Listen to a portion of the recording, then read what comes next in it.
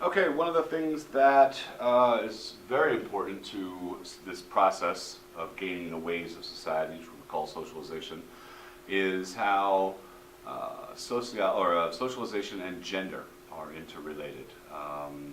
Again, we're going to be discussing gender in much more detail in a later module, but we can definitely touch on at least some of the points of how important socialization into gender affects the ways that we develop as human beings.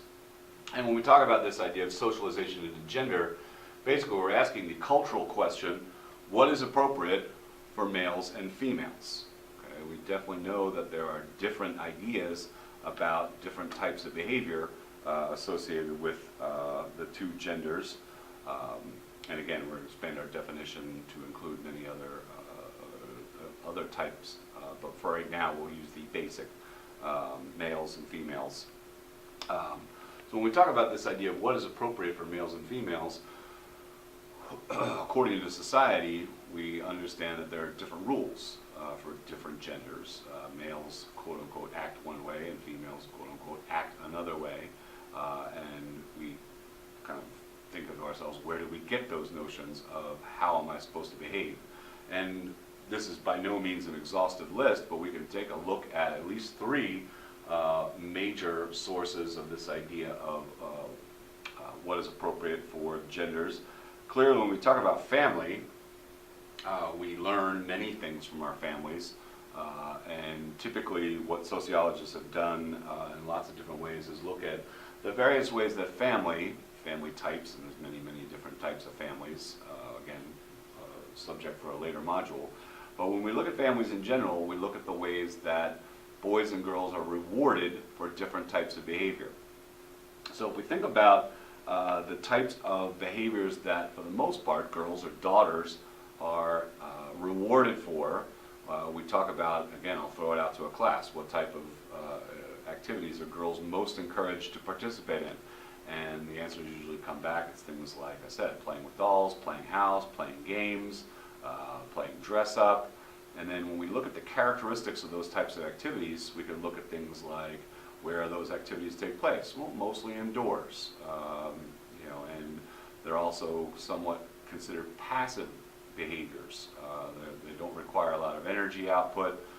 They're generally kind of considered to be quiet. And again, I'll ask a room full of students, what was, especially the female students, what were the most, often instructions given to you?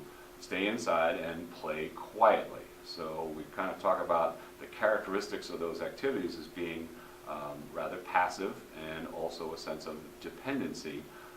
Again, sociologists who have done studies in this field have kind of generalized the types of activities that girls are rewarded as, quote unquote, dolls and dainty. Right? Whereas we talk about the activities that boys are encouraged to participate in, again, people will talk about going outside, playing with guns, playing football, playing sports, playing rough and tumble, and again, you characterize those activities. They often take place outdoors, independently. So again, I'll ask males in the classroom, what were your instructions when you go outside and don't come back in until I call you, right? That idea of, okay, you're going to be treated independently, and your activities are going to be very energy intensive. So we talk about active, independent. Again, sociologists characterize this as, quote unquote, guns and dirty. So at a very early age, we can definitely see that just based on the types of activities that the two genders are rewarded for, we're going to see very different outcomes as far as behavior. Now, many people could be shaking their heads and saying, no, I wasn't raised that way. My parents encouraged me to do this and do that, which is absolutely fine. This is not to say a hard and fast rule. Again, we're looking at things from a macro standpoint now. We're looking at how society as a whole generally tends to do this, and even if your experience may have been different, is that to say that in the vast majority of society, the experiences aren't as we just outlined? And the answer is generally yes, they are very much as we outlined. And then I sometimes, for those students who often are disagreeing with the characteristics we already said, I said, okay, let's say you were raised in an environment in which your parents said, and again, most often, a lot of times female students, no, I was allowed to play with boys, I was encouraged to go outside. And then I say, okay, when you later in life then interacted again with peers, whether or not it was out in the neighborhood or you got to school later on, were there labels that were attached to that type of activity? And most of the time they will nod their heads and admit, yeah, I was called a tomboy. Okay? So in other words, just that cultural definition that you are not kind of quote unquote acting in a gender appropriate way, that there's this term that we use that society, and again we'll talk more about labels. Again, I keep referring to future modules, but we'll get there. But clearly, society has a label ready for someone who doesn't act gender appropriately. In other words, if you were, let's say you were a boy and your parents encouraged you to stay indoors and play with dolls, okay? And then you showed up for your first day of school with a backpack full of dolls, and when everybody was given free time, you went into a corner and sat there and played with your dolls. Would there be a label for that child? And yes, we could say probably there would be several, labels, and we could say, okay, that's not nice, and we would certainly correct other people for doing that. Don't shame that person by calling, again, a sissy or, some other, again, not appropriate term. But there it is. Society has this idea of there are gender appropriate ways of acting, and that we are all, to a large degree, whether or not it started in our families or later reinforced by peers, we're all subject to these notions of what is quote-unquote appropriate behavior for gender. We can also talk about the influence of the mass media on this idea of what's appropriate for genders. Clearly, when we talk about mass media, we're talking about communication to a large number of people. There's many, many different types of mass media, and we can talk about the various influences on much of them. But one of the most obviously important devices of mass media that we can talk about is television. So I'll often ask classes then, okay, does television reinforce a lot of these notions of what's appropriate for males and females? And the answer overwhelmingly is obviously yes. So we could say, how as a sociologist would you go about studying that?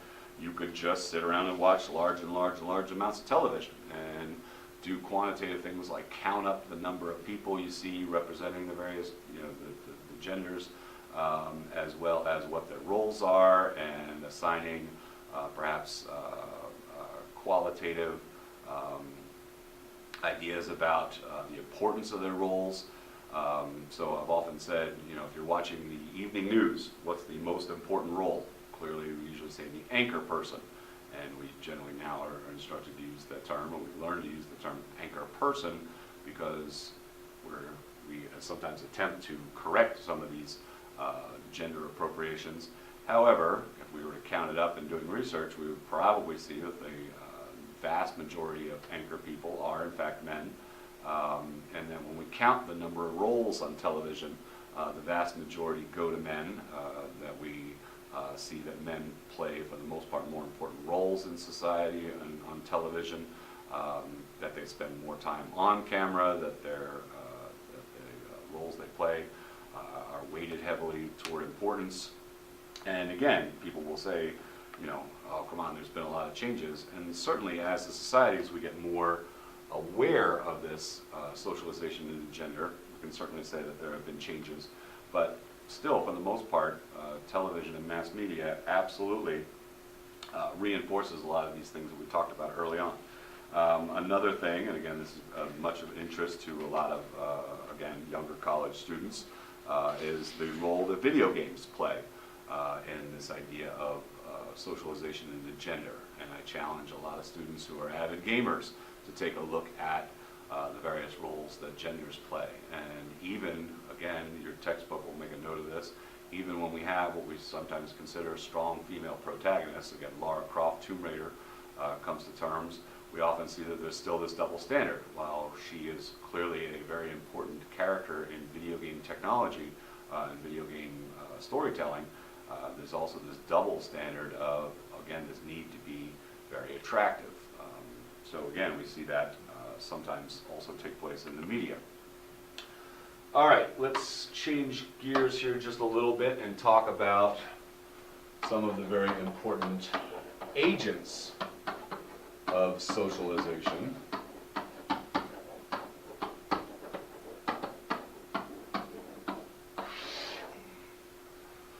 What are the parts of society that encourage us to engage in these types of activities, or this process of socialization? Some of the things we can talk about are things like family. Clearly we gain a large part of our socialization from our families. When we talk about the influence of family on how we become socialized, we can talk about lots and lots of different things. And like I said, this list that I'm going to put up here is in no way exclusive or complete. We're just going to take a look at some examples of how the larger elements of society contribute to this process. So one of the things that sociologists have definitely done is looking at different types of families and how they contribute to socialization. So sometimes, again, this will ring home for a lot of people in class, and you might not have thought about it this way before. Is there a difference between the ways that, let's say, middle class or working class families socialize their children as opposed to upper class families? And we can look at a lot of differences between them. But for the most part, sociologists who have studied these different types of families have definitely looked at kind of the ways that the parents reinforce rules of behavior. And in working class families, we definitely see there's much more of kind of this idea of stay out of trouble. Okay, that parents' parenting styles kind of goes more to this idea of stay out of trouble, follow the rules, pay attention to what we say as your parents, what teachers say, what other authority figures say, and generally that rule is reinforced with the idea of punishment. Okay? If you get in trouble at school, you'll get grounded. If you get in trouble with the law, we will not bail you out, or you will be grounded for a long period of time. Again, this is not to be critical of these parents and saying that they don't love their children. Again, they love their children very much, but it's that parenting style. Okay, so the big messages are stay out of trouble or you'll be punished.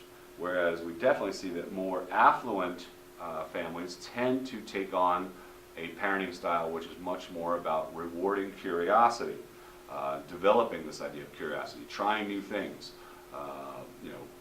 do this, do that, try this new thing, and when you succeed at these things, you will be rewarded.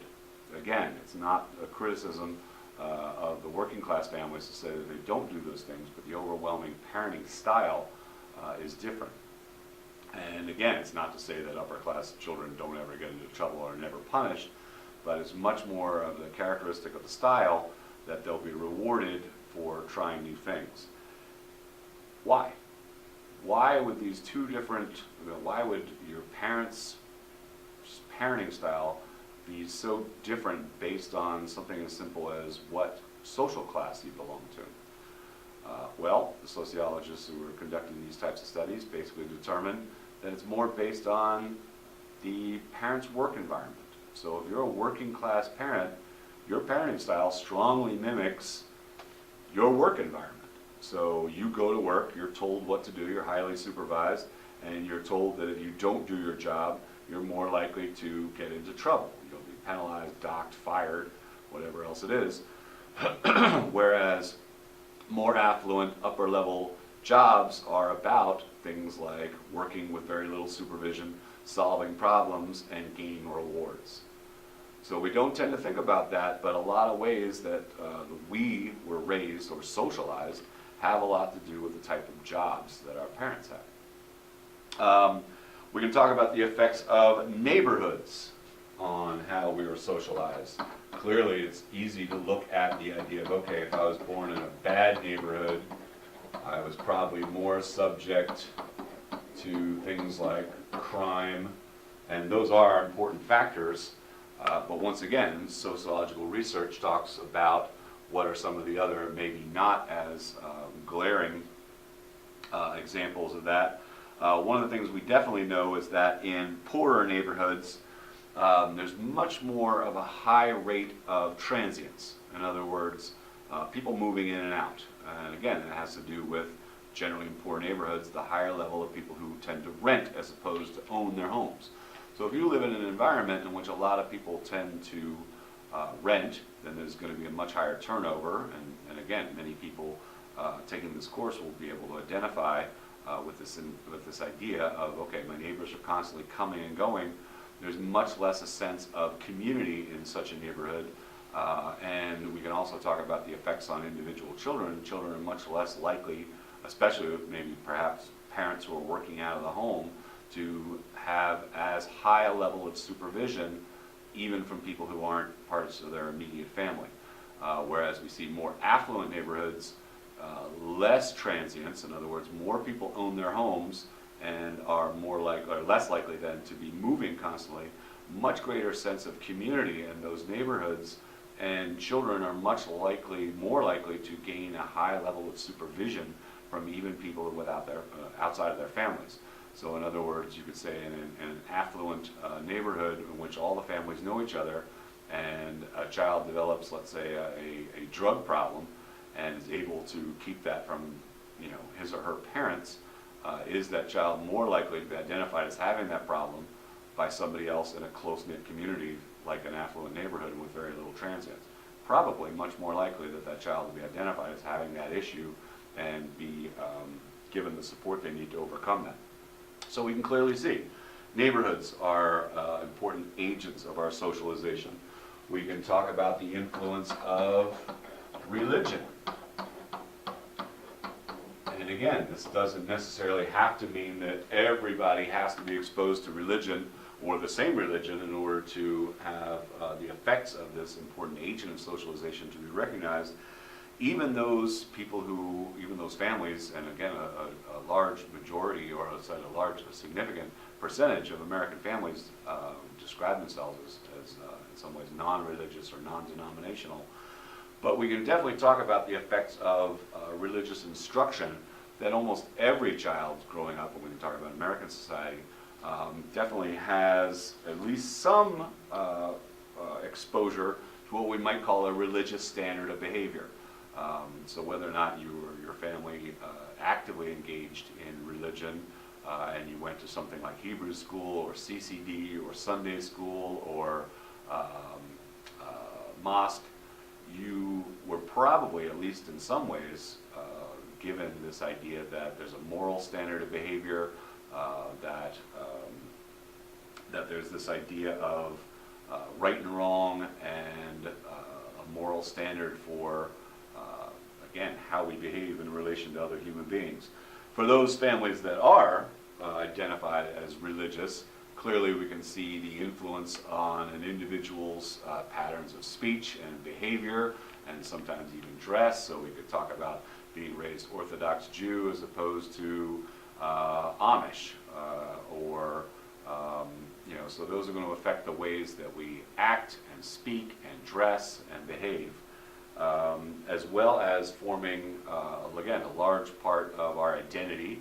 For many of us, the idea of being raised in a religious environment is a big part of our identity. That might be one of the ways we introduce ourselves or talk about ourselves to other people, as being of a specific faith, as well as integration. Religion is a very strong way of identifying with other people who share the same beliefs. I often say, if you were to go to another town and your family is religious, where's probably the first place that you are going to go? You and your family would probably go to the local church, synagogue, mosque in order to meet other people, and you will be usually then welcomed into that community, integrated, in other words. So religion is a big agent of socialization.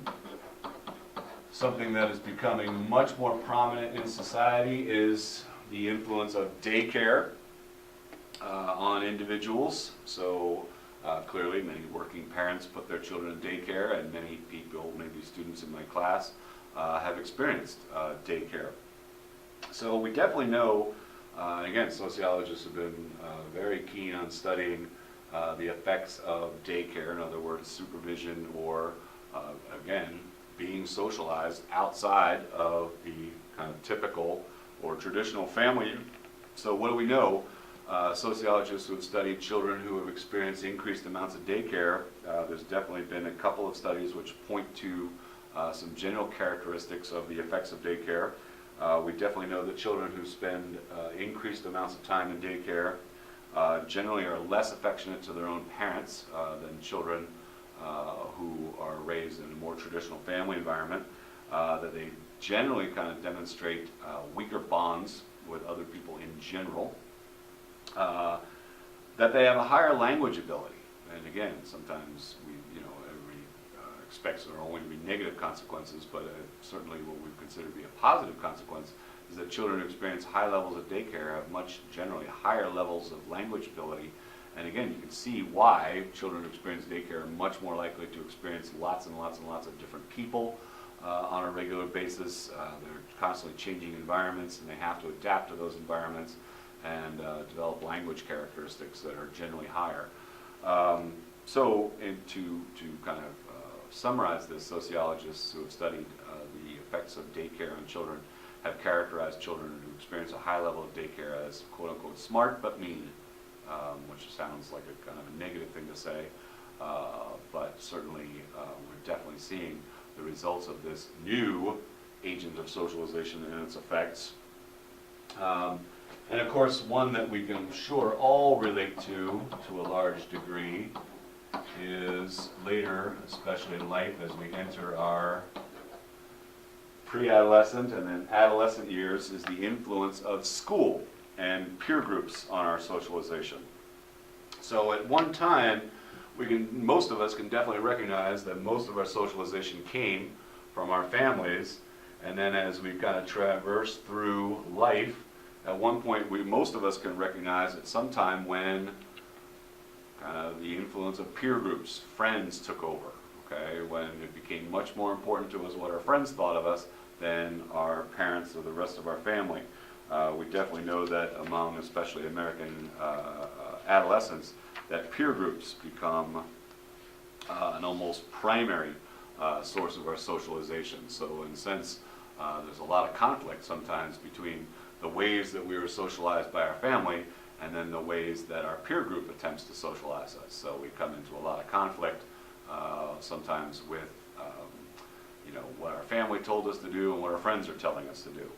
We definitely know that school is a strong reinforcer of a lot of these things, especially when we talk about how teenagers especially tend to organize themselves into cliques. Okay, so we talk about peer group influences, those kind of things. And the very last one we could talk about is the influence of the workplace. And again, we're kind of focusing a lot on early human development. And one of the things we can talk about when we talk about the workplace is I often encourage students in my class to think about their first job or jobs. Okay, what did you learn? And I'll typically hear things like I learned responsibility and how to show up on time and deal with money and those kind of things, which are all fine. They're all good answers. But when I ask them specifically about what did they learn, especially in terms of their social development, okay, it's a little trickier to sometimes understand. And this is a process which we sometimes call anticipatory socialization. What did we learn that was going to help us later in life? And one of the things that I often say is, okay, if you had a job flipping burgers and you absolutely hated it, you couldn't stand it and couldn't wait to quit the job and swore you'd never do that type of job ever again, then my guess is you're not in college now studying restaurant management, or you are not here to learn how to run a Burger King or a Wendy's or something like that. Whereas the flip side of that is if your first job was selling shoes at the mall, and you absolutely loved it and couldn't wait to get to work, and you thought it was the greatest job ever, and chances are what you learned about yourself was that you are very good at working with people, or that you enjoy sales, or that you're very good at projecting yourself to other people. And chances are you have within you now goals that you establish from these very first work experiences. So again, that idea of anticipatory socialization, sometimes the most important things we learn early in life, especially in our initial dealings with the workplace, is what we like and what we don't like, and what we're good at and what we don't do. If you think to yourself maybe about your earliest jobs and then how that's has an influence on the goals that you have now, you can often see a very strong relationship between those.